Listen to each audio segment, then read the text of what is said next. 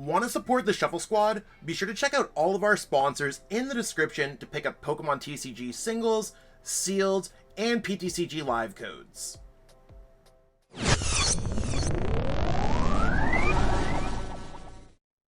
How's it going, everybody? It's PJ here from the Shuffle Squad, and we're bringing you yet another meta forecast on the channel. We're going to be covering all the awesome decks that we saw over at Peoria Regionals last weekend, and then starting to bridge that gap and cover what is in the upcoming Sacramento Regionals with all of our lovely guests. And now I'm going to open up the floor and let everybody talk about themselves, because you're here on our channel on the Shuffle Squad. You already know who I am. So we're going to go round table again and let everybody introduce themselves. My first guest is Adam. Adam, why don't you introduce yourself? Let everybody know who you are. What's up, everybody? Adam Skarzig Watson here. I'm the Pokemon caster, stage host, infamous artist at this point. It's been great to be part of the community, the competitive scene, and I'm super happy to be here as part of the forecast. And then we have Lyric joining us here for not a late night cast, but a meta forecast. Hi, everybody. This is probably one of my first content pieces I'm ever doing with Pokemon, but I'm Emily Lyric Foreman.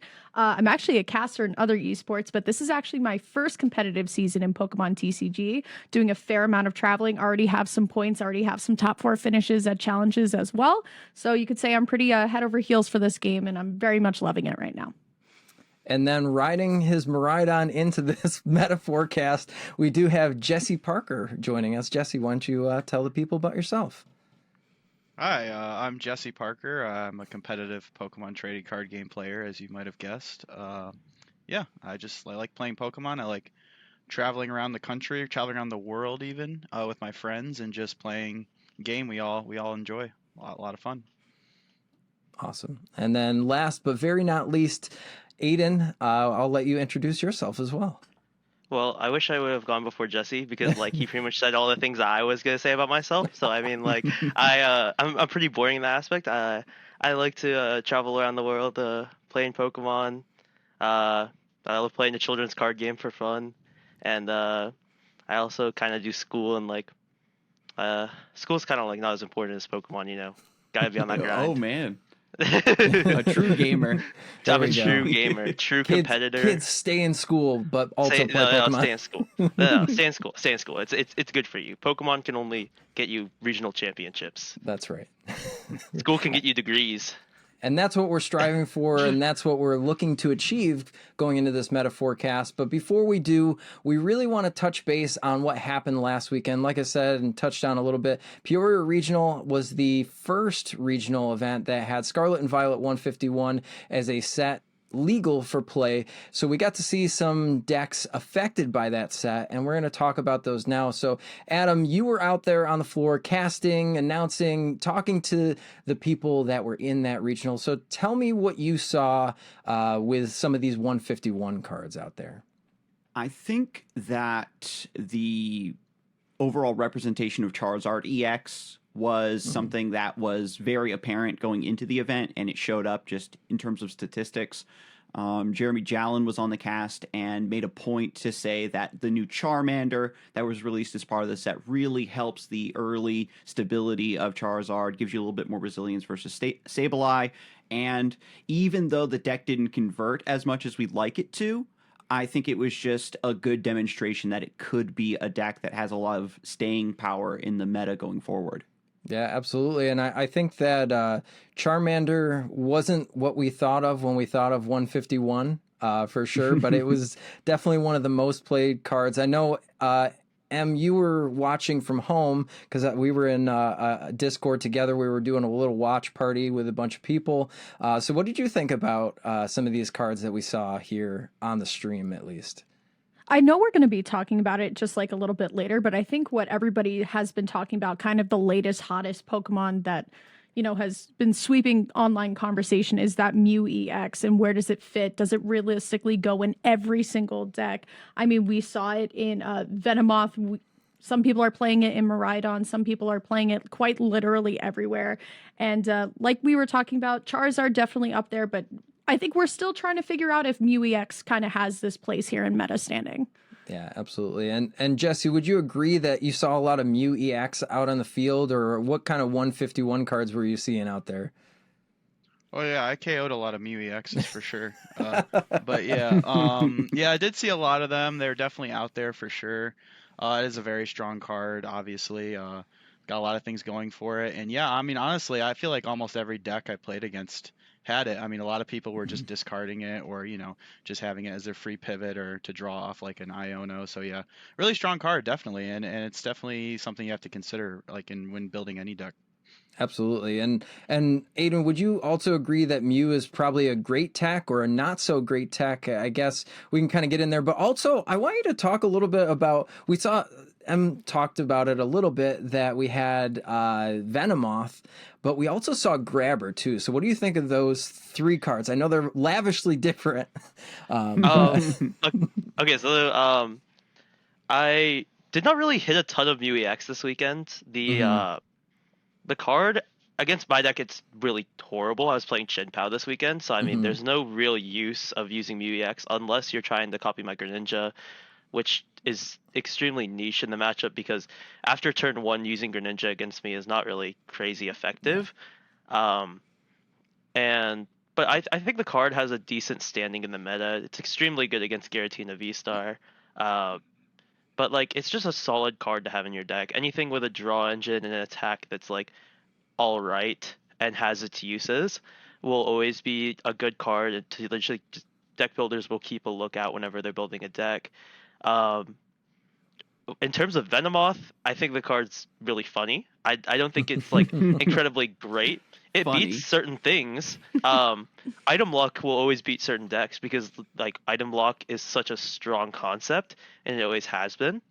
But I just think that item lock on an evolution is too slow for it to actually be like extremely dominant in the meta. And in terms of Grabber, I think after this event, you better be putting in your Spiritombs. Like there's no way that you're gonna roll up to a regional and be like, I'm gonna lose to Mew, because Mew is just, it's never gonna die. People are gonna continue to play it, and you just have to play one card in your deck, and that will just like body all of the Mew players. And that card is Spiritomb. Like me and Rowan talked a lot this weekend, and he literally did not. I don't know how many times he hit Spiritomb, but it was obviously not that many because he was in the top 4 of this tournament. Yeah. Yeah, so I mean, the Grabber was the card that I was also very impressed by in the cast. Yeah. And is Mew going to be the only deck that runs it realistically? Is it just like a meanie? Are you going to run it in Venomoth? Like, yeah, it's mainly just for you to see the opponent's hand before you judge. Exactly. It's a lot of information that you can gain about your opponent's deck.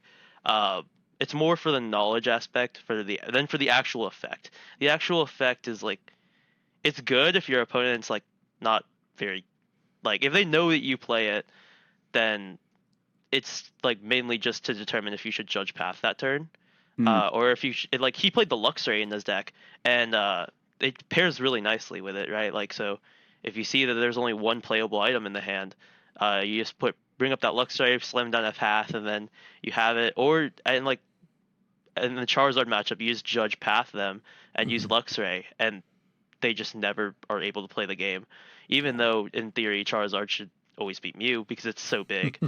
They just never get to play the game. Right. So yeah, for sure. And I think that definitely holds true. I think that was one of the most unexpected cards that were played in a lot of the better decks, especially Mew. I mean, that we saw in high numbers too. It wasn't just like a 1 or 2 of, they were playing like 3. Sometimes I've seen 4 Grabbers in a list just because. So that was a card I definitely did not expect to see, not only on stream but also in Top Cut.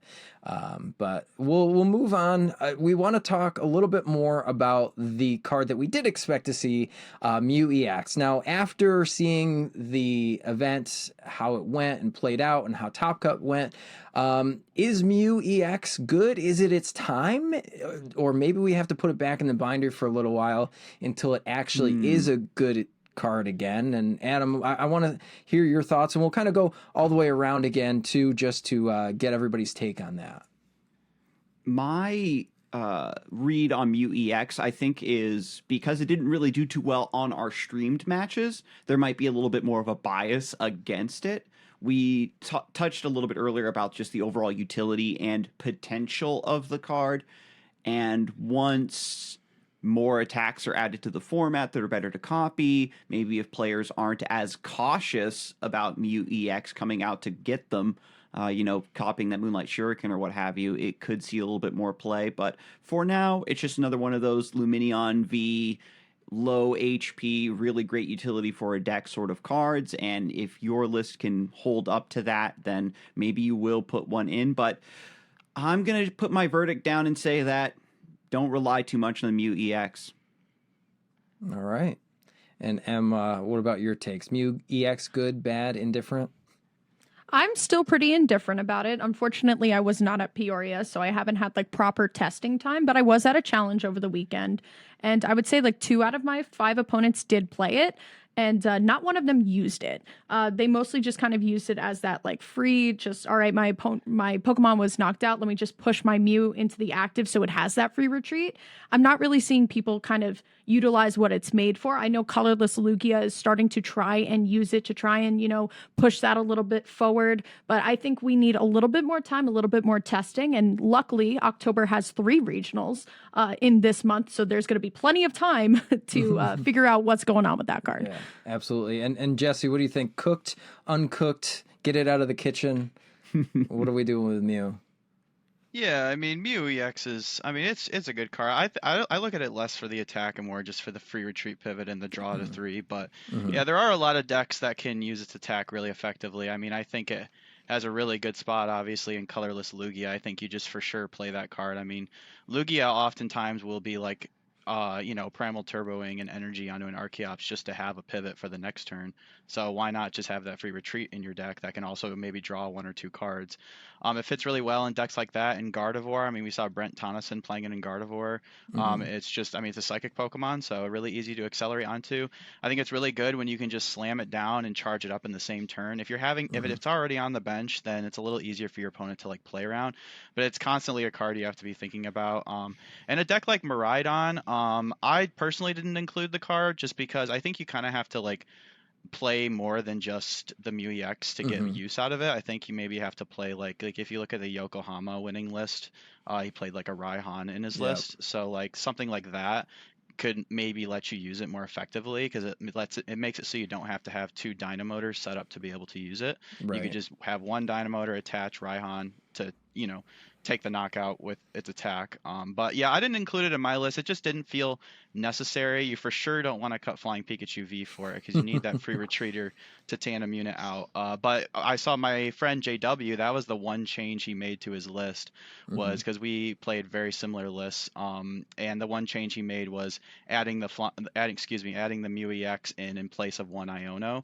So that's just something JW always does. He always the morning of the tournament throws 1 card different in than what we're playing. That's what he likes to do. He likes his list to be a little different than everybody else's. But it is a good card. I think in combination with Flying Pikachu V, it's good to play them both because it's just 2 really good Pokemon you like starting. And then just the draw is just really nice. And then still having it's kind of awkward because if Mew EX is your only free retreater, you can't really Dynamotor to it effectively because then what are you putting up to retreat? So it's kind of awkward just to play that. But I think that in combination with Flying Pikachu V is really good in the deck. It's something that I might be looking at, but I don't know. I had it in my deck. I was testing with it, and I was just never ever using it. So I just why do I have it when I have a card in my deck I'm never using?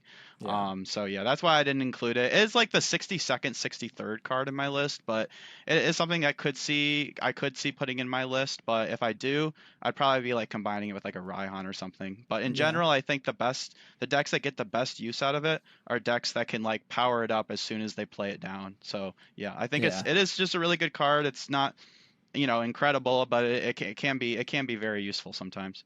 Yeah, absolutely. And Aiden, did you see it out on the field? I know that you're not a believer of Mew, especially in the deck that you played, but I know that you've been playing some Lost Zone boxes in the past, so maybe including it in a Lost Zone box deck where you can Mirage Gate it, like Jesse was saying, load it up in 1 turn. Colorless Lugia, do you think any of those are the spot where Mew actually fits, or it's still just binder fodder at this point?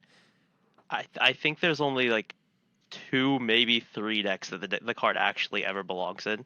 I think the 2 for sure is Colorless Lugia, 100%.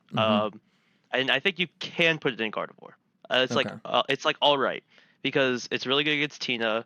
You can if you hit an Arcana on it and you attach to it, it's like really hard for them to knock out Pokemon that like have over 120 HP like efficiently, other than using Tina V-Star. That's how you win with Lugia against Giratina, as you like send up really odd HP 1 prizers and you force them to take a knockout with a 2 prizer instead, or like force them on odd prizes. This is pretty much how you get them. But I think like the card is like also okay in Miraidon. I never understood the point of it. Like I understood why it was like good. I just I didn't agree with it because I was testing this horrible deck before the event that played like a Boost Shake and a Belly Bolt, and I was trying to auto win Miraidon. And they would just like bench this Mew EX and attach to it 3 times, and like I'd like whiff my Cheryl Bronzong. This deck is horrible, by the way. But I'd like whiff my Cheryl Bronzong and then lose the game. And I'm like, why do they play this card? This card's horrible. Just let me auto win you with Belly Bolt. But no, I am not a huge believer of the card. I don't think it's good right now. I think it could be good later. It just seems like a really grossly overrated card. Like in Miraidon, I don't see why you would ever like. You have Flying Pikachu V. That card's so much better than Mew EX as like a pivot. So why would you play like a non-lightning type? And like you could even win games just by getting lucky off of Flying Pikachu, like coin RNG. Yeah. So. Absolutely. And that's that brings up a great point. It reminds me of a pet deck that I had for a little while that played Bronzong and Duraludon VMAX and Cheryl, so you just tank hits, but that's literally what my deck was. It was like it was like a boost. It was a Boost Shake, Bronzong, Duraludon, Cheryl, Alolan Vulpix, Luminous Energy deck. With Gita. Flying way too close to the sun there. We'll leave the spicy decks for later on in the forecast. But what I do want to touch on is a very good point that everyone brought up here too. Is obviously Colorless Lugia is a deck that Mew EX is played pretty well in. Now, both Colorless Lugia and Gardevoir EX kind of, I wouldn't say fell to the wayside, but it wasn't as popular going into this tournament as we had thought it would be. Obviously, Charizard EX picked up a little bit, so opposed to, I would say, maybe 40-60 matchup into Gardevoir, depending on the build that you're playing. And Lugia was kind of weird with the way that it was playing into a lot of other decks that we thought it was going to have a really great matchup spread into going into the tournament. But what are your thoughts on both of those decks now after the tournament has completed? So, Adam, what are your 2 thoughts here? Well, Gardevoir, I think has kind of just developed his reputation as being, prone to ties, players trying to speed up their play a little bit, because the deck has been so not only popular, but also sees a lot of play at, the upper tables. So you're seeing it on stream. You get a lot of more in-depth review of how to play against the deck as well. What's giving it trouble? What are the mistakes? And it's just been my read that the player base is a little bit more prepared to disrupt Gardevoir, understands where its weak points are a little bit more than when it first debuted. It's not just sitting back and drawing a bunch of cards and then, oh no, I've lost somehow, because that's kind of what Mew VMAX used to do when that deck came out. It just was the best deck and it drew so many cards. What do I do? What do I do? And now players are prepared for that matchup. And you have to be a true believer, I feel like, to bring the Gardevoir, and not only believe in the strength of the deck, you have to believe in your ability to pilot it quickly and effectively over 15 rounds of Swiss. And is that fatigue going to get to you? Yeah. When we compare that to Colorless Lugia, it's kind of like the new, adopted child that's shown up on the stream, where it's like, yeah, I'm Single Strike Lugia's third cousin. And all of the longtime Lugia players are kind of sticking with Single Strike because they've been prepping with that and practicing with that for so long. And even though Colorless Lugia does really well on paper, Mew EX fits into it like a glove, it's still a little bit unproven, I think, in a broader perspective. And my prediction for Peoria was that the colorless Lugia was getting a lot of hype, leading up to the event, and the Miraidon players were going to farm it. And that I think that that's kind of what happened. I don't know if that was Jesse or Aiden's experience out on the floor, but I think that with that weakness right now to Miraidon, it's not really going to be able to shine. So if people cool off on our big yellow lizard friend for a bit, maybe colorless Lugia can kind of come into its own, because I think the Snorlax therapeutic energy thing is so broken. And I think like if you going into I'm jumping the gun here, but if you're expecting a lot of Lost Box, I think that if you can just say, okay, deal with Snorlax, then that's where colorless Lugia is going to be at its strongest. For sure. And I've got some hot takes when it comes to that. But speaking of Lugia, I know, Lyric, you've been playing a lot of Lugia at locals. So after seeing the results of this tournament here, if you're going to Sacramento, are you playing colorless Lugia? Are you maybe thinking of Gardevoir? What are your thoughts here? I wouldn't go to regionals with Gardevoir. That's just me. I think Adam brings up a really good point that everything about the deck has already kind of been said and done, right? We know the set play. And to go to regionals with a deck, like he said, that takes a long time. You're tying. You don't want to tie left and right in that Swiss. It like really kind of wears you down mentally. So I think the deck is kind of out of sauce. I'm just going to keep it an absolute stack. Gardevoir is kind of out of sauce. And if you want to kind of go for something a little bit more fun, I would say Lugia right now is kind of coming back into that hotness. I know when I first started playing last year, it was Lugia with the Raikou that had amazing shot. And those were like the really fun ways to the like dark play. ages. Yes. I mean, it was fun for me. Don't remind me. It was me playing Lugia with that Raikou, and then my friend playing the Solrock and Lunatone. And you know how those matches went if somebody didn't put down a Manaphy. So regardless, I think for this weekend, I always just say that Lost Box is just so safe. It is the safest choice. I mean, Turbo, our finals, what is it now? 2 days ago was Lost Box at the end of the day. You want safety, you want results. I think Lost Box, but I have been playing around with Lugia just a little bit. I did Tekken Dunsparce over the weekend to counter that Miraidon. And I hit 2 Miraidons at this local I went to, and they thought they got turn 1 donk and they didn't. It's a nice little way to kind of throw somebody off. So if you want to kind of, spice it up a little bit, I think Lugia is back in on the pan of kind of just like putting it down in terms of spicy. You can pick it back up. Yeah, absolutely. Dunsparce is fake news. Don't play that card. Okay, my fault. As the Miraidon player here. Speaking of which, for a deck that, there's been a lot of controversy around on the Twitter or Xverse of ties in Pokemon TCG, where Miraidon is a deck that might go to time. Jesse, I know that Miraidon and Gardevoir, that's what I meant, Gardevoir EX. How is that matchup for you? Is it still safe? Miraidon goes to time? Miraidon doesn't go to. That's one thing Miraidon does not do. It does not go to time most of the time, depending on your matchups. But again, playing against Gardevoir EX, did you hit any out in the field? I feel like the matchup is a little unfavored as a Miraidon player unless you really know how to navigate it well, or just again, we saw you put Path back into the deck, so Judge Path is a thing that might help you out in that matchup. Talk to me a little bit about that, and then obviously you're not really scared of colorless Lugia, but do you think it ever has legs to stand on in a tournament with Miraidon still a deck? Yeah, so Gardevoir, it's actually kind of funny because between Pittsburgh and Peoria, I played against 0 Gardevoir, which is kind of crazy.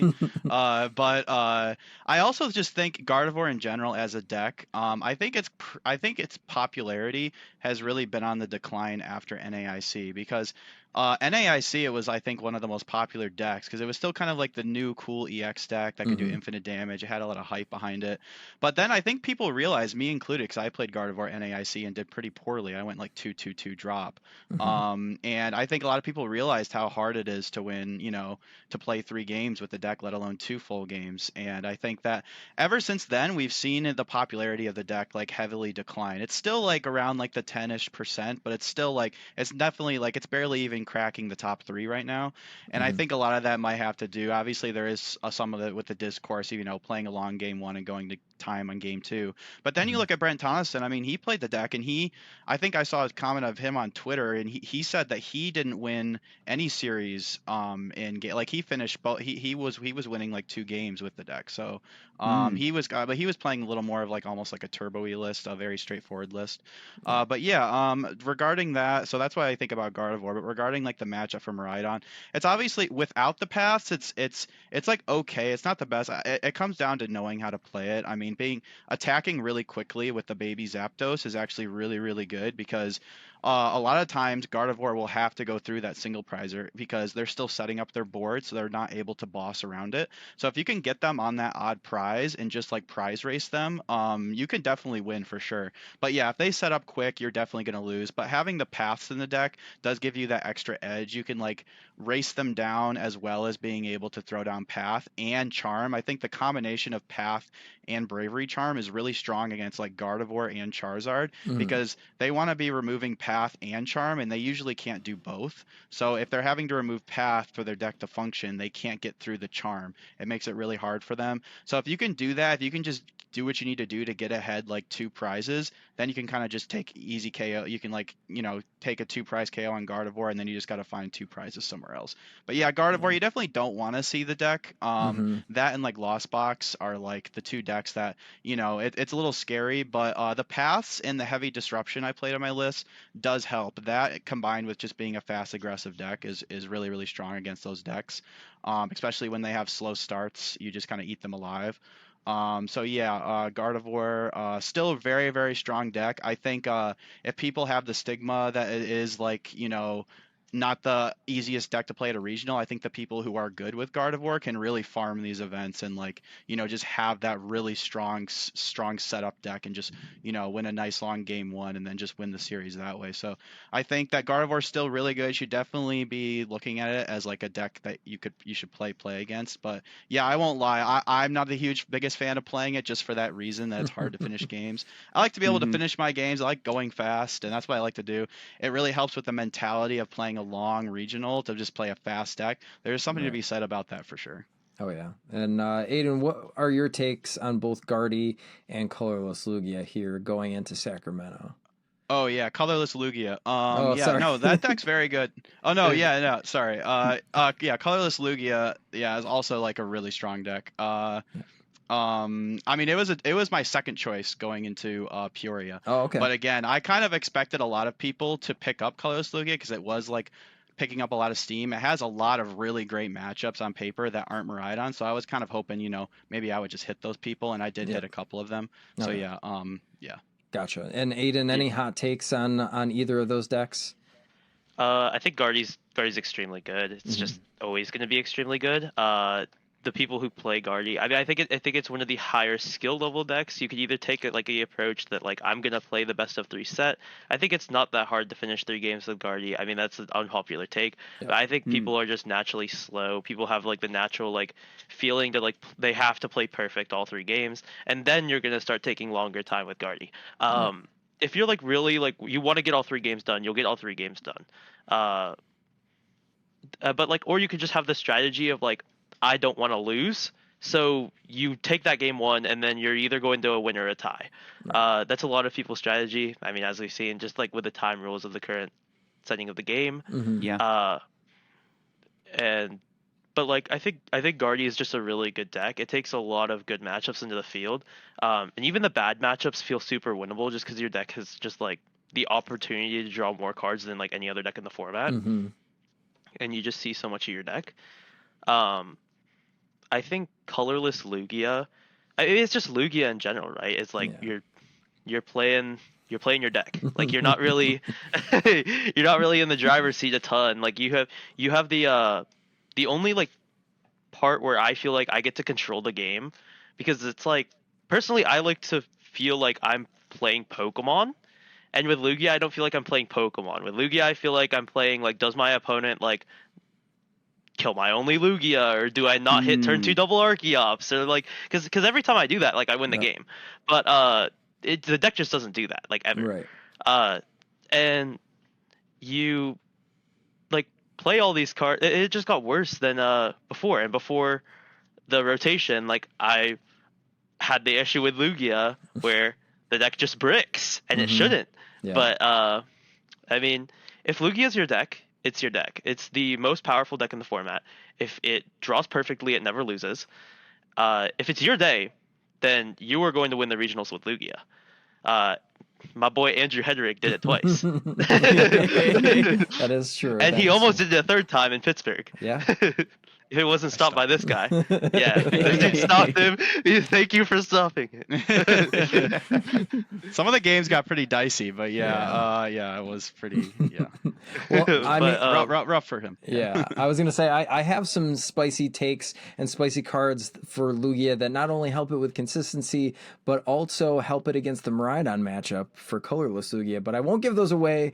I will do a shameless plug to our Patreon for the Shuffle Squad here too, where you can check that article out where I talk all about how Lugia can actually function in the current meta. But moving on to Forbidden technology. Yeah, forbidden technology in the Lugia list. But as far as that goes, we're going to cover everybody here's favorite deck in Miraidon and talk a little bit on how this can adapt and change going into Sacramento. Adam, what are your thoughts? Do you see Zapdos EX being a real card in the list? Do you see any other techs going back in to help with Gardevoir or Lost Zone Box a little bit more into those unfavored matchups? I didn't really get a strong enough read on Zapdos EX. I know that Miraidon has really come into its own, you know, when it first kind of debuted and was trying to find its footing, had a bunch of other wonky builds. You know, we all remember, I think, Regieleki VMAX, you know, being part of the recipe. And nowadays, you know, is it going to go back to Magnezone, try to look for that, what is it, Splitting Beam, get some bench sniping, the Belly Bolt coming out? Yeah. I think that could be an interesting angle for the deck to explore, is getting a little bit more bench damage.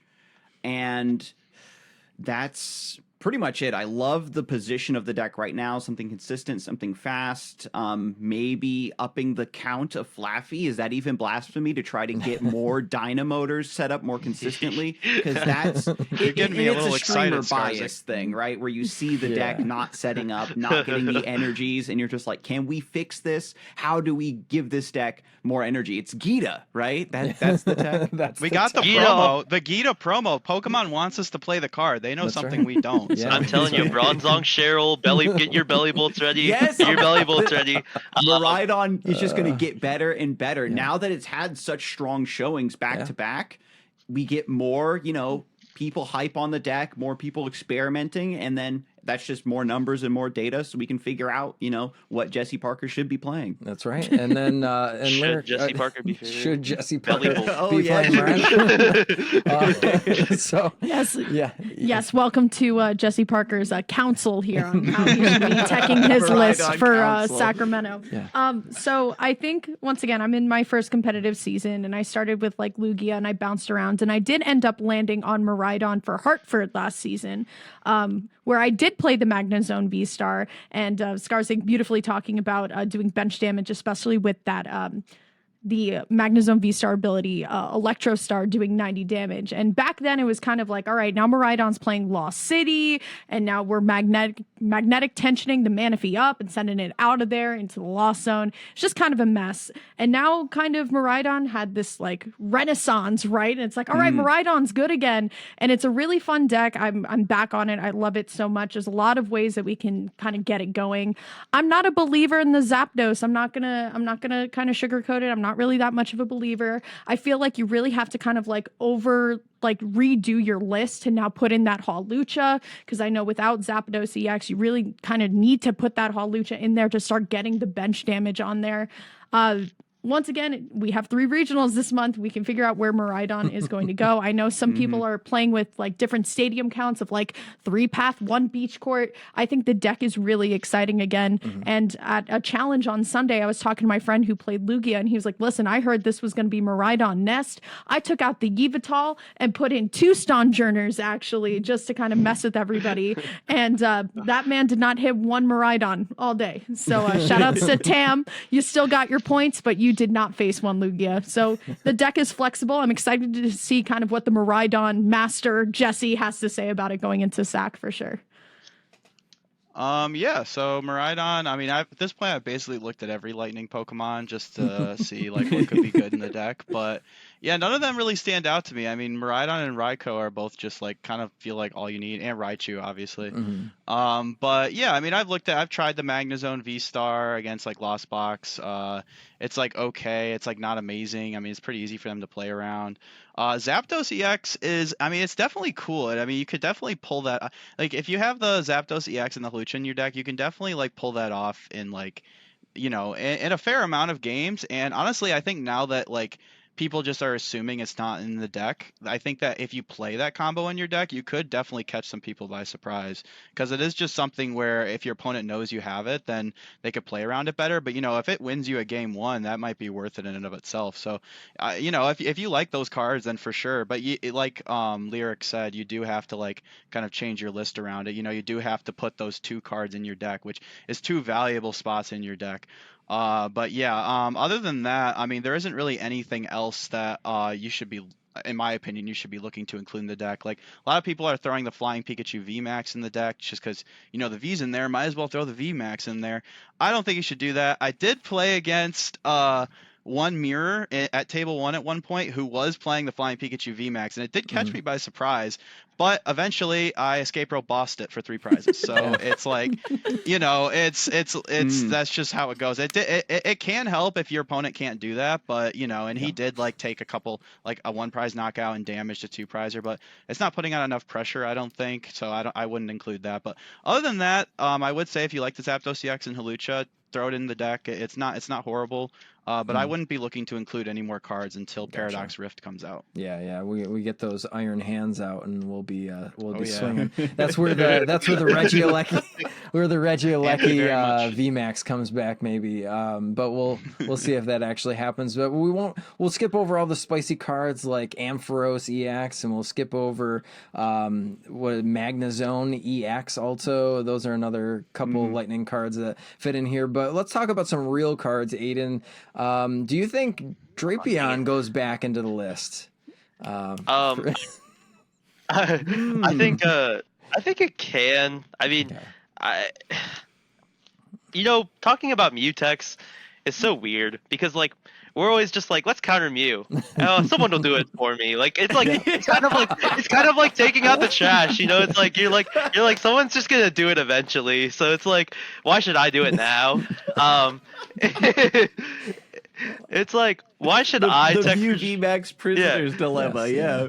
Why should I tech for Mew if someone else could just do it for me? It's like these cards are terrible. Like all the Mew techs are like, other than Spiritomb. I like Spiritomb. I'm kind of a big fan of Spiritomb. That card's really good against like a lot of decks. But like Drapion is just like, at this point, Drapion's kind of like, why do I do someone else's work for them? Yeah. Like I'm doing God's work in the tournament. Like I'm taking out, like I'm gonna hit someone in the tournament that has no Mew counters, right? And I just like took out this Mew for them. Like I mean, you also kind of have to beat the Mews, so it could be the other way around. Yeah. It's just like, this comes down to the point in the tournament where you're just like, it's RNG, right? Like you hit the right matchups, you could run hot.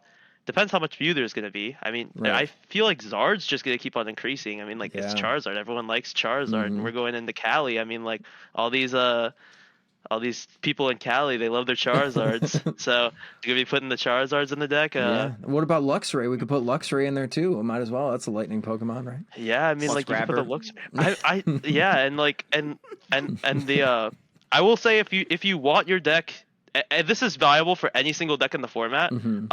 If you want your deck to beat Miraidon, and if they like somehow just don't see JW's list and they just straight up copy Jesse's, you can just play a 1/1 belly bolt line and just win the entire tournament. So I mean, that's a nice little tech for you. Yeah. You also probably would have to play another bad card like Shauna just so you don't deck out. But I mean, like just don't worry about that. Just play the belly bolt. It's a funny card. If you make it, I'm sure like. I'm sure Skarzig, if you saw like someone playing Belly Bolt was like 9-0, you definitely have to put him on stream. Like, no shot, you're keeping the Belly Bolt off of stream. It depends. There's a lot of factors that go into it, but we'd be like, you know what, we're gonna save this one for top 8.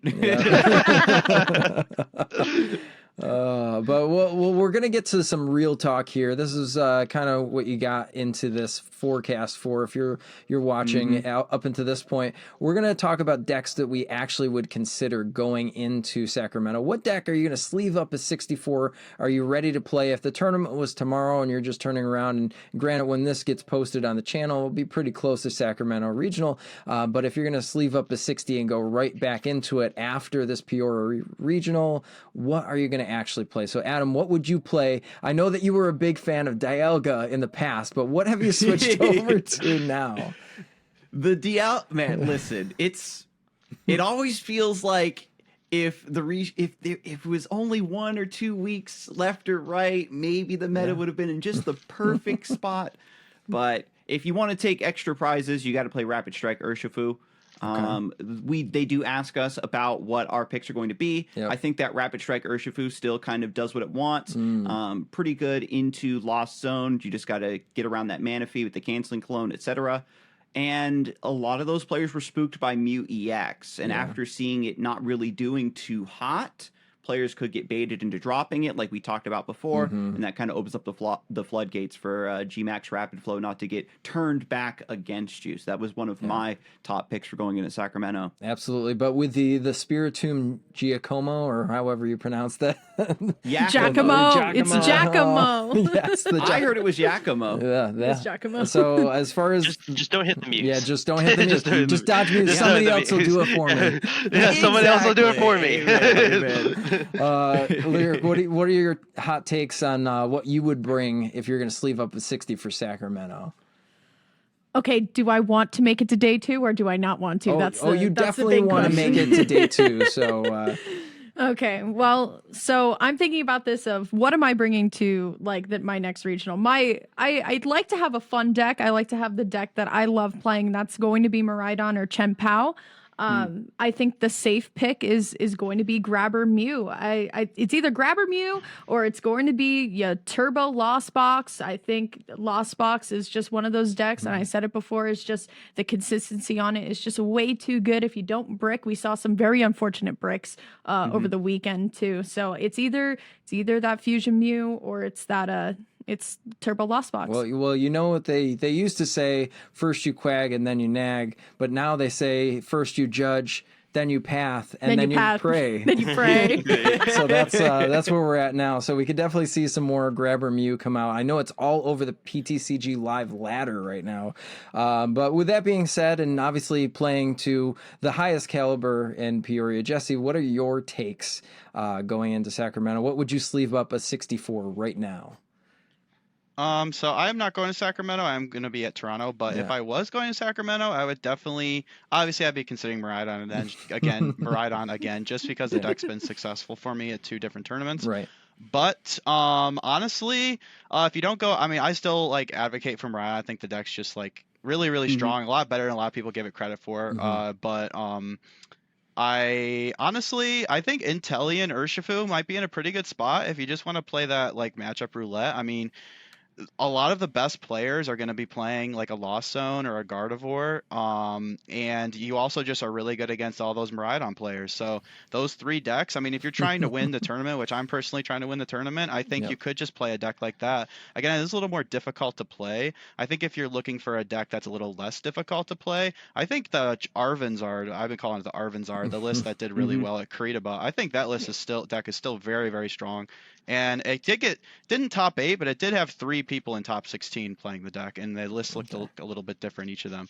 So I think that deck is very, very strong, especially if you're a newer player or someone who might not be as experienced, because I think of it as the new Arctura. You just kind of a big stat check deck. You just set up this insane board state, and if you can just figure out how to play that turn 1, turn 2, then you're chilling. You got the Pidgey to search your deck for any card you want. Charizard's it's just a really strong deck. It's a fun deck to play.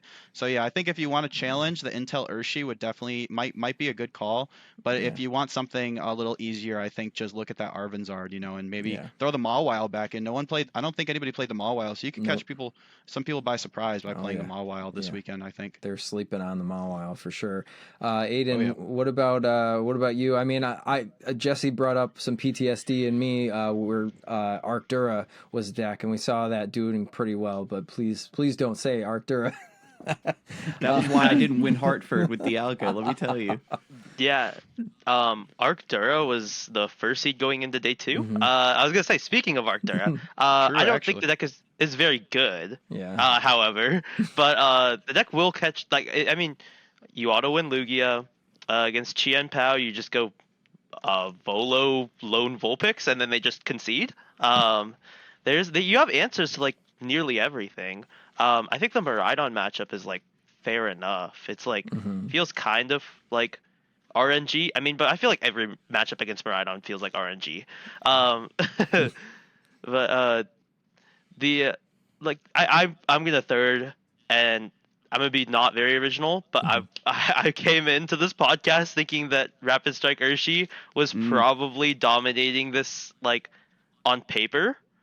But I'll come up with like a little original answer, and I'll say that I don't think Guardy's a horrible play for this event. I think Guardy, if you know the Ursh matchup, if you can like play that, the only way that like Urshi guarantees a win into you is if they play Mawile Boss. Mhm. One of my friends, Gibby, played that to Pittsburgh, and he was farming up all these Guardies and these Lugias with no Gen energies. But that's a little nice tech you could do in Urshifu, is play the boss in the Mawile. Yep. But I think that Urshifu just has the best matchups on paper. Lost Box Tina, all these matchups are just like good for you. Miraidon's even like a pretty good matchup. Mhm. I don't think it's like if they sack you, then you don't win. Yeah, Right. It's definitely not super favored for Urshifu, but it is definitely favored. it's good. It's favored, Yeah. but like you could get lucky, and like if you hit turn 2 boss, then you always win. Like on the Urshifu V. Yeah, and that's if you set up the Urshifu V is the problem. Yeah, I could talk for like 10 minutes about that matchup, but I'm just gonna like I feel like there's a lot more that goes into it, but like there it's is, but yeah, you could definitely sack them for sure. Oh, yeah. Definitely. Yeah, I mean, folks, you'll be able to hear a lot, I think, about the thoughts of the Miraidon Urshifu matchup probably on the Sacramento stream. Oh, We're yeah. probably Yeah, gonna be seeing a probably. lot of I discussion agree. about that.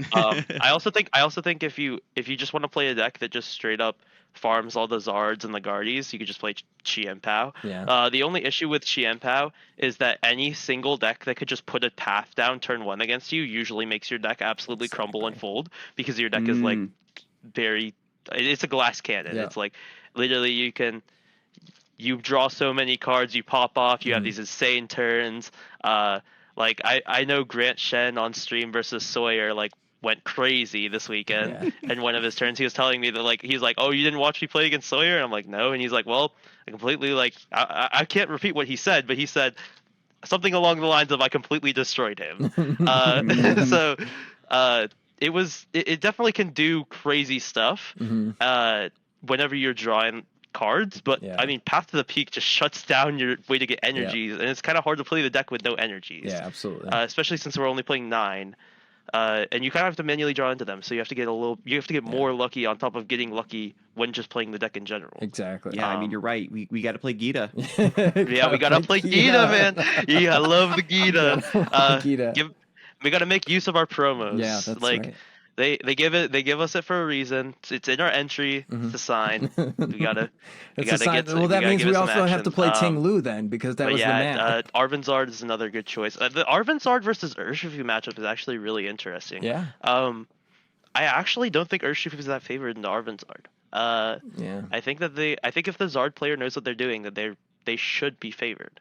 They just have their guys are just too big.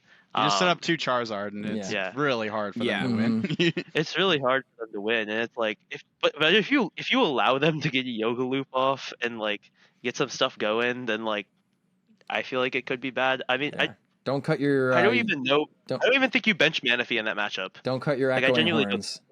That's all we're saying. Don't cut your echoing horns out of your Urshifu list. Yeah, but Echoing Horn's another bad card in a bad deck. Yes, so exactly. you want to play good cards in bad That's decks true. so they are less bad. So I mean, like your deck already plays so little draw supporters. Yeah. Like you're kind of sitting there. Like I saw so many Urshifu people just brick. Like the deck isn't a pop off deck. No. The deck kind of like sits there and like draws dead a couple times. But like the big HP guys, and like you can Yoga Loop. Yoga Loop is such a powerful attack. It's just like and the combination with Inteleon is just like I mean, it destroys Lost Box. Like Oh, yeah. Lost Zone decks like crumble to it. The issue is with Kyogre winning, it doesn't really tell us much. Yeah. Like with if a deck like Miraidon won, then everyone would be like, oh, give me Miraidon, Mhm. because like the deck is easily accessible, and it's not Kyogre, Mhm. because Kyogre requires an extreme amount of brain power, an extreme amount of thought, and an extreme amount of time management, as we saw in the finals. Yes. Yeah. On both sides, unfortunately, but yes, as far as that Yeah. goes, it's definitely it's not for the faint of heart for sure. Now, another card that we touched on, obviously Jesse put it back in the deck, but Path to the Peak has been huge, and I know that especially me playing early on in the season with Lost Tina and putting 3 paths in my deck and watching the Jake Gearhart looks on every Chen Pao player's face of of disappointment and despair when I put that path down. It was just amazing to go into those. And obviously in a lot of matchups, when you turn one path and you can still play the game, it's just really detrimental. But we'll lean into Tina maybe on another time. But at this point, I want to do a dual-ended question here. So 2 questions in one, and we'll go around. I want to hear everybody's thoughts on what the most played deck for Sacramento will be, and then also what is the safest deck to play if you just want championship points. So Adam, we'll start off with you. The most played deck, ooh. It's like Lost Zone never has enough combined numbers to be, that number one, this is the most popular deck. But that I'm just going to get that out of the way as my safe pick. I think Lost Zone is just great positioned. Yep. I love the Scizor build specifically. But for a safe pick, something that's just, I think, going to be still top is Charizard. Yeah. Very beginner friendly, shows a lot of power, and just not like a great performance at this tournament, but everything else that did well was already kind of lower in the meta share. I still think that Charizard's going to be the most popular deck. Absolutely. Lyric, what are your thoughts on most played deck? My cat wants to say hi. Well, actually, before we hop over to you, Adam, that was the prediction on most played deck, but what do you think will get you championship points secured if you're playing this deck? Turbo Lost Zone. Okay. Turbo Lost Zone for sure. That's fair. I think is going to be just solid and Very just fair. go in, and I just Yeah, if you know how to play, if you've been playing Lost Zone Box for a while now, and you want to get some championship points, that sounds pretty safe. Lyric, off to you. What do you think the most played deck will be, and then also the safest deck for championship points?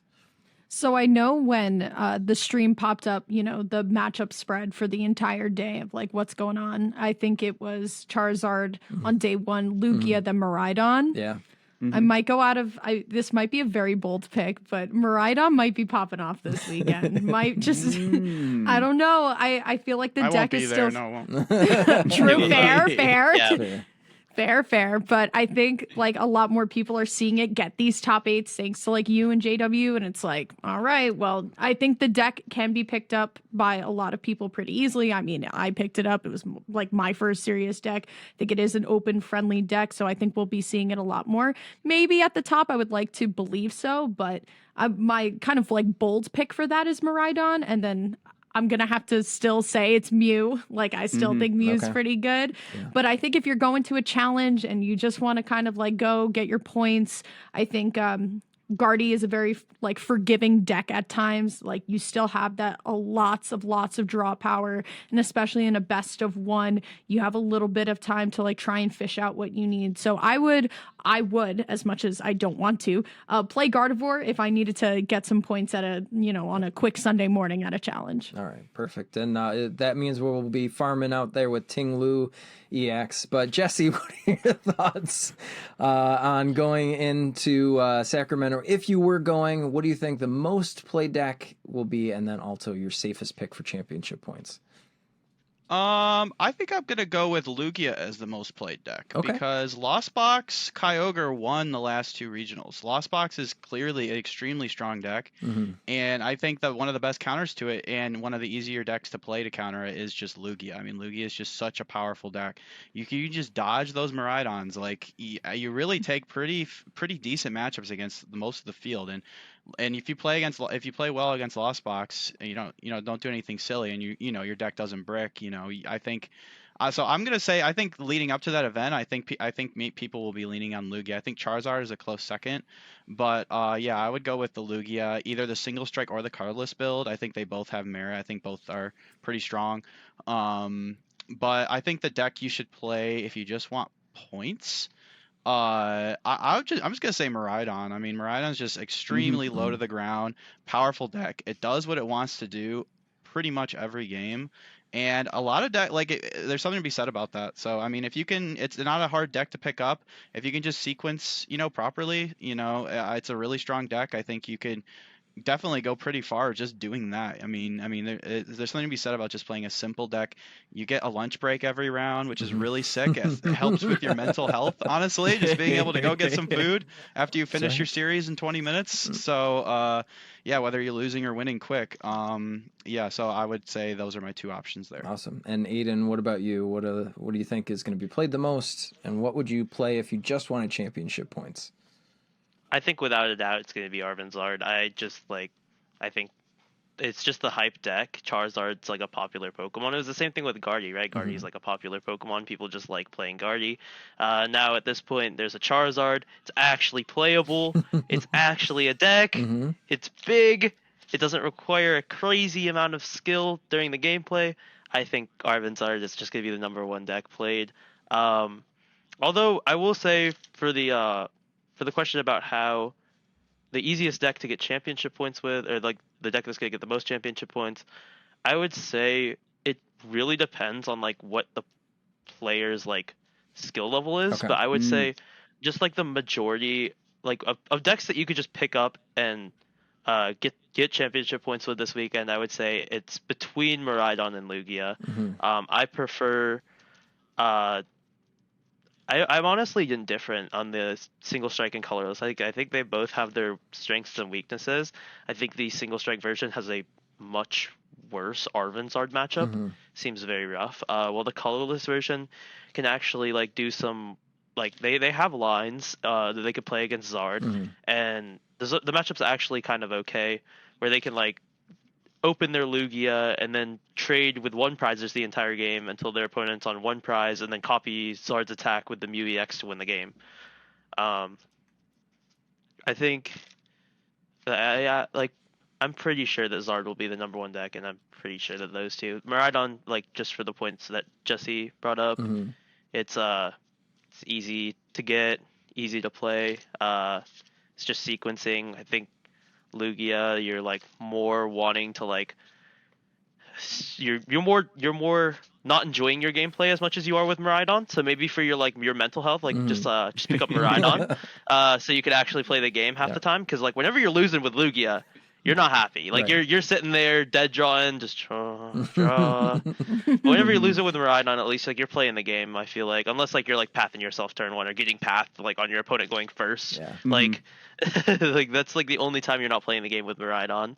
It feels the deck just does what it wants to do every single game, and the fact that it's able to do that just equates to so many wins. Yeah, for sure. And I really do think that Miraidon is probably honestly the most easy deck to pick up if you want to be powerful in a room full of 1,800 master players.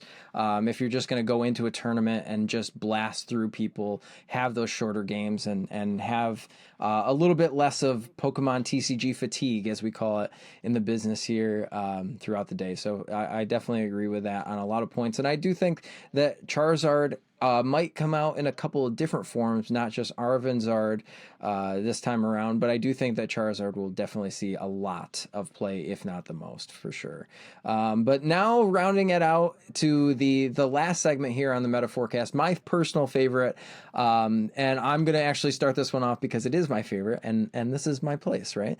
But we're going to go off of spicy decks that you'd like to see do really well at Sacramento. So the the first one for me, and I mentioned this on the last Metaforecast, is I would really love to see Control do well this weekend. If somebody can build a really great Control list and figure out all of those hard matchups, just like we were talking about the Charizard, the Miraidons, the Lugias, and possibly the Lost Boxes, if you can figure out and navigate at least those, then you'll have a decent spread. And I have seen quite a few Control lists pop up on not only my feed that have been winning challenges and cups, and that's how Pidgeotto Control started, but I've seen that in other Discord servers that people are starting to build it a little bit more. So I would love to see a Control list do well. And then the other deck I'd really like to see do well is Goodra. I think Goodra V Star might have some merit going into this tournament too. So a couple of decks to consider. Adam, what are your takes? I know you love spicy decks too, so yeah, you're really speaking to me directly, because I've heard the rumblings, the dark whispers about Goodra V-Star. I know that a lot of players are very excited about Alakazam EX, which was another card from 151 that we don't have enough time to cook. But with a little bit of extra time, maybe Alakazam EX gets figured out in time. The other spicy deck that I kind of touched on earlier is Lost Scissor. I think the deck is great. Just having a bonus single prize attacker, a beefy Cramorant-esque, attacker for the list that can hit some bigger numbers against a lot of decks that'll to fill up their bench. You're resilient to Klefki because you have something you can just slam an energy on and just start punching without needing to complete your setup. You have Bibarel in there, so you're not getting completely bricked by Iono in the late game. We even saw a lot of Lost Zone players going back to Roxanne in this era. So I think that I got the list from Omnipoke, and he had the gift of prophecy with that one. I think the meta has shifted specifically to make that build pretty good, and so that and Alakazam EX is my spicy pick. Oh yeah. I mean, you could have that, or you were talking about Lost Zone Scizor. I've seen some Lost Zone Pelifin now with a free retreater and Mew EX in the format. You could start swinging for 210 pretty easily, going back and forth. Just keep punching. Just keep punching. Lyric, what about you? Have you seen any spicy decks out there? Are you trying to maybe make something come to fruition as far as spicy decks being played in high numbers or doing really well? What are you thinking? Okay, if I wanted something to do the funny on stream, right, to just make it an enjoyable viewing experience at home, we need a grass deck to pop off. I know we did get the Venomoth Spidops, kind of like the teaser there at Peoria, but I know a lot of people, when Charizard was like, all right, Charizard is weak to grass, what are we going to do? And everyone's like, Meowscarada. I haven't seen that yet. I would like to see that soon. I would like to see one grass deck kind of like go rogue and then come out of the woodwork and be like, all right, these are you kind of just like hit what you want, do what you want. So yeah, I'm going to say let's put another push behind Meowscarada. Someone's got, just like we've been talking about it, someone will find a way to make it work, right? So we'll put it out there, somebody make it work. Perfect. One green deck in top 8, love it. One green deck, please. Or you get a half and half. You get a Charizard with a Scovillain. There's some spicy text. Do something crazy like that. Jesse, how about you? Do you think any spicy decks? Are you working on any spicy decks at home? Anything like that you might want to see well, or you think will do well in this tournament? So I definitely usually just stick with the meta, obviously, but I did play Miraidon before, started to get crazy. Mahone was cool. Got me on that one for sure. I have to credit Mahone there. But there is one pet deck that I have really liked, and I think it's really strong when I played, the little time I put in with it. It's actually like a deck Alex Shemansky made, and he put on one of his articles earlier in the year, right when Scarlet Violet dropped. It's Zoroark V-Star. So Zoroark V-Star that does for a double colorless or double turbo does 50 damage for each of your Pokemon with damage counters on them. You play 4 Klefki. So the reason for that is because so Zoroark V has a free attack that does 30 damage. So you play 2 or 3 Cleansing Gloves and you just destroy Lost Box because you're just doing these. It's a hit and run 30 damage. So you do for free with the Cleansing Gloves. You do 60 to a Comfey and then you retreat to the Klefki and completely shut them down. And then you have 4 Gapejaw Bog. You have Radiant Alakazam to just take these free prizes on Comfies. And yeah, you just if you just start that Klefki versus Lost Box and Miraidon, they just can't do anything, and it's like really sick against Mew too. So it's a little inconsistent. You play it with Bibarel too, and then you have the Zoroark V-Star, which can just do 280 damage for a double turbo energy. So you have that Klefki to fix like your single prize matchups, and then you have the Zoroark V-Star for like the Giratinas out there, and you know the Lugias. So that's like a deck I've been kind of working on. It's kind of spicy, but you know it's something that I actually was considering a lot for one of the regionals right after Scarlet and Violet. So yeah, that was I awesome. don't know. Maybe someone will pick that up. Maybe someone will hear that and build the Zoroark V-Star deck with 4 Klefki in it with Bibarel. It's pretty sick. Well, I just want to say at Pittsburgh regionals, I played the challenge the day before the actual regionals just to test out the deck, and the deck that won the entire challenge before the event was Zoroark V-Star, and we actually featured that deck list on the Shuffle Squad channel. You did? Yeah. Oh, okay. So I had Little Dark Fury hop in there and do that deck list, but I got the list from the player that we featured. That deck list is super cool, and I watched it pound through Mew and Chen Pao and a couple of Lost Box players, and it was fast, aggressive. I loved every minute of it. So that sounds horrifying. Yes, it was really cool. I love Zoroark, and I would love to see Zoroark actually do good. But we'll have to see. We'll have to see what holds up in Sacramento. But Aiden, do you have? I know you're already cooking up some crazy belly bolt techs over there. But any decks that you really want to see do well? Any spicy decks? I have a couple. I mean, obviously, like, Lost Gudra is, like, not really a fringe deck. I mean, you could call it a fringe deck because, like, it is in Masters, but this weekend in Seniors, it did take down the Seniors division. Owen Dalgard took down Peoria with Lost Gudra. It's like, but he was playing, like, I've actually tested a lot of Lost Gudra. I won a cup with Lost Gudra 2 weeks ago. It was more of, like, a Gudra Melanie, kind of like just like straight up like Gudra deck. Owen won with a deck that was like 2 Sableye, 3 Psychics. It was more like Lost Zone with Gudra. Mine was like Gudra. So I think that any combination of that could be good, especially with the decline of Giratina V-Star. We kind of figured this, that 151 was going to make Giratina V-Star just like go on the decline because UEX bodies it. That's really like the best use for UEX right now. It's not really extremely great other than anything else, but since people are playing it and the hype's so big, the Giratinas are not really enjoying it that much.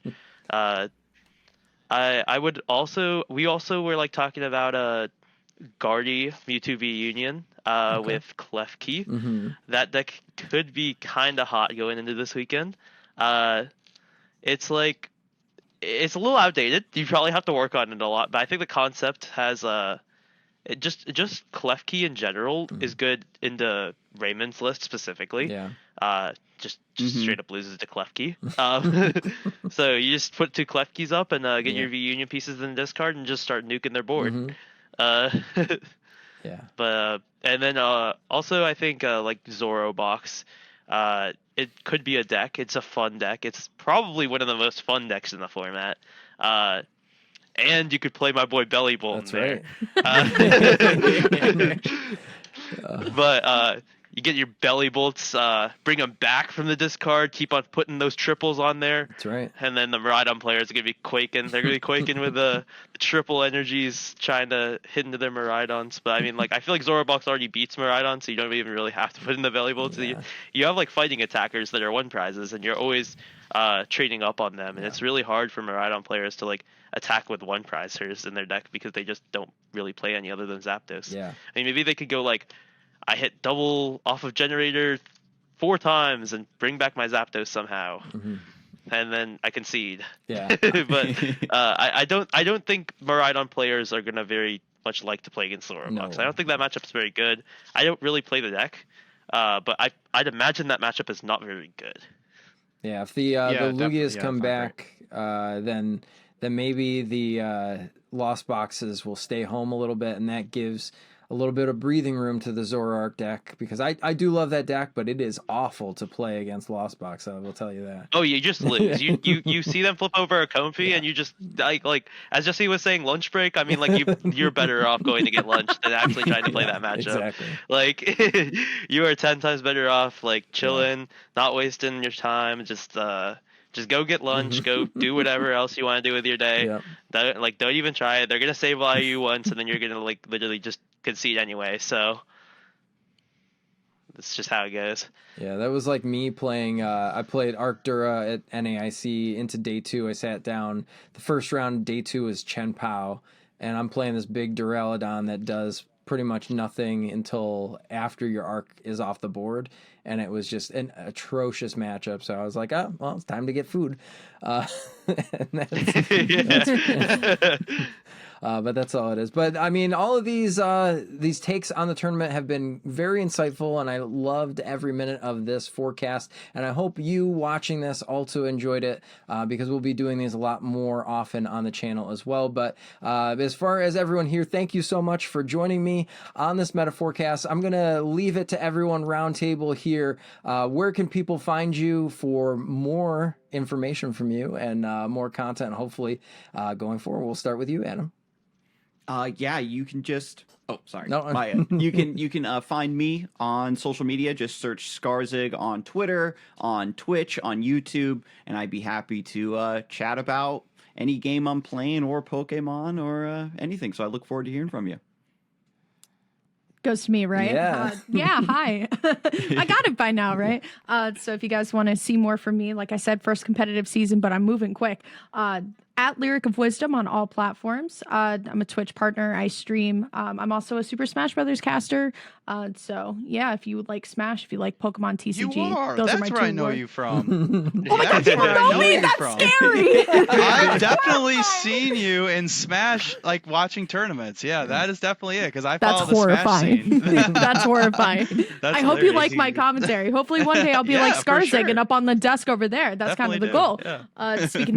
Speaking that into the wills of Pokemon series right now. Manifest, But yeah, manifest. definitely manifesting. But yeah, hopefully you'll be seeing me on Pokemon desks one day. But for now, follow me on Twitter, follow me on Twitch, Instagram, TikTok, all that good stuff. So yeah, Well, we still get you on the late night cast for the Shuffle Squad. that's true. Jesse, where can everybody find you?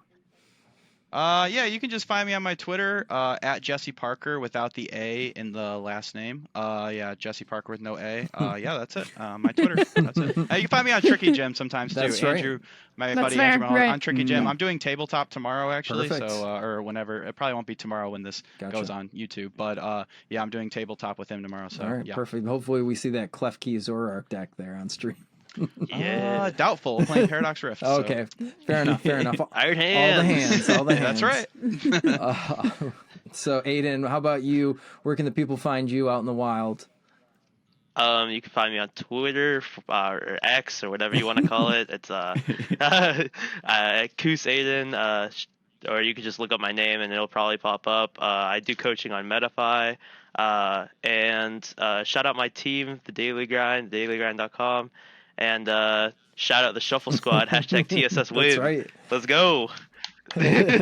Well, thank you all again one more time, and thank you for watching this entirety of our meta forecast for Sacramento. As always, if you want to catch some of the best Pokemon TCG competitive content, you can always find it here on the channel, so you can like, subscribe, share this video with others so they can learn a little bit more about the Pokemon trading card game. We'll catch you next time here on the Shuffle Squad. See you then.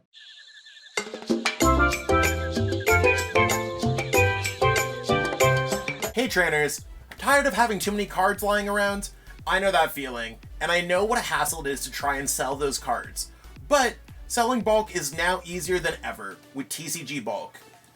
Find tons of potential buyers in a single place. You just download the app, look for the best buyer near you, and carefully pack your bulk, ship it, and you get paid. It really is that simple. Turn the cards you don't want into the cards you absolutely need for your next deck.